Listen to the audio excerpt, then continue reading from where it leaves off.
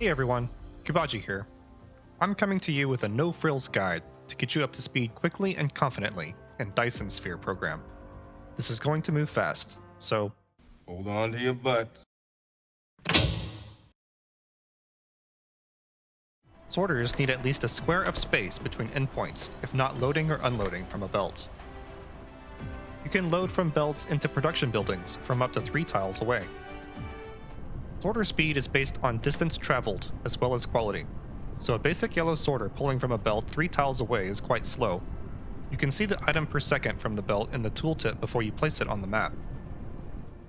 Sorters can naturally filter items, which you can choose by clicking on a placed sorter or by pressing Tab after you have chosen the origin for the sorter but not finished the build yet. Additionally, you can change the filter after the sorter has been placed by clicking the sorter and pressing the X button on the filtered item. You can change a recipe for any production building using the same technique. You can copy a production building's recipe by pressing less than, and paste a recipe using greater than. There seems to be a proximity limit though. You might need to move closer to the buildings if it doesn't seem to be working.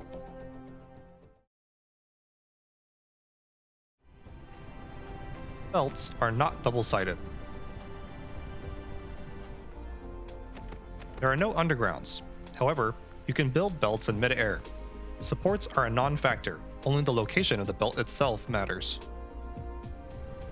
Belts can be built directly under each other, as long as there is a small distance between them. It looks to be half a tile or so, enabling you to duck and weave belts under each other as necessary. You can load from a belt that is not flat, but the height difference between the destination and the belt must be small. Click on a belt to get a pop-up with a small icon window with the item that is on the tile. You can left-click the item from this window to place it into your mecha's inventory. Click and hold to continuously pull items from the belt as they pass that point. You can stack storage units and science labs. Items that enter the bottommost unit will be fed up the chain as necessary. This allows you to save some footprint on your lab bunkers. Additionally, offloading works the same way. It will pull from the entire stack, so you only need a single sorter unless you desire more throughput.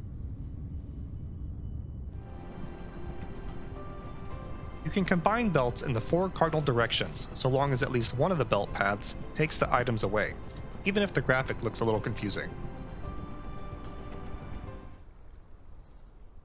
If you have a better version of something in your inventory, you can press the U key to switch to upgrade mode. The cursor will change into a green arrow. Click on the building you wish to upgrade and it'll do so. No further hassle. You can do this for long stretches of belt too by holding Shift to enable chain upgrade.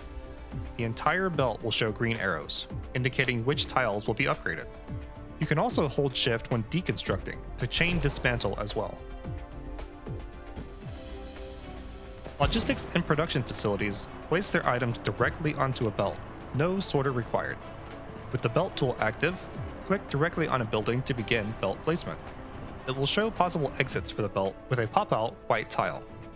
Simply move the cursor outside of the building to see the normal ghost placement tool for belts, and verify the belt is running through the exit you desire.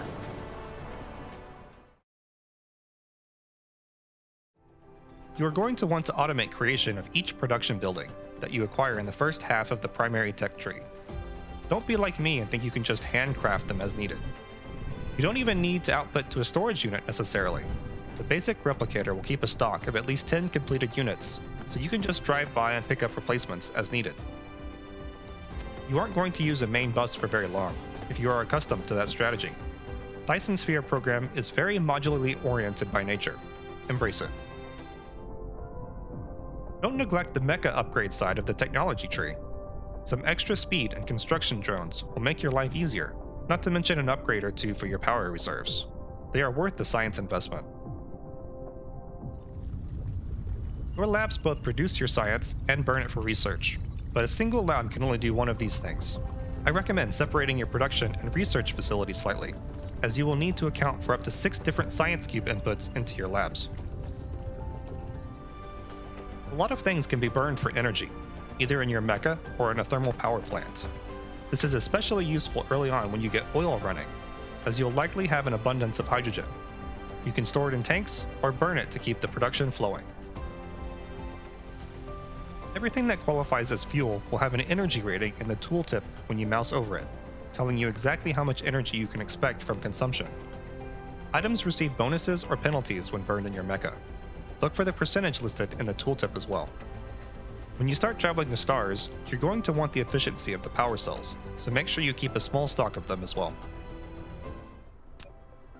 Wireless power poles, if hooked up to an energy grid, will not only power your buildings, but charge your mecha if you stand near them. You do not need to chop trees or clear rocks by hand. Your construction bots will clear the land for you as necessary when you place ghost buildings down.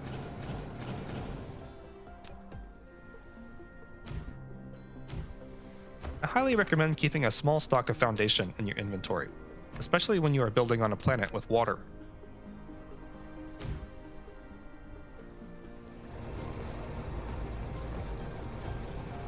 You do not need pipes for your liquids. They behave like normal items and move on belts.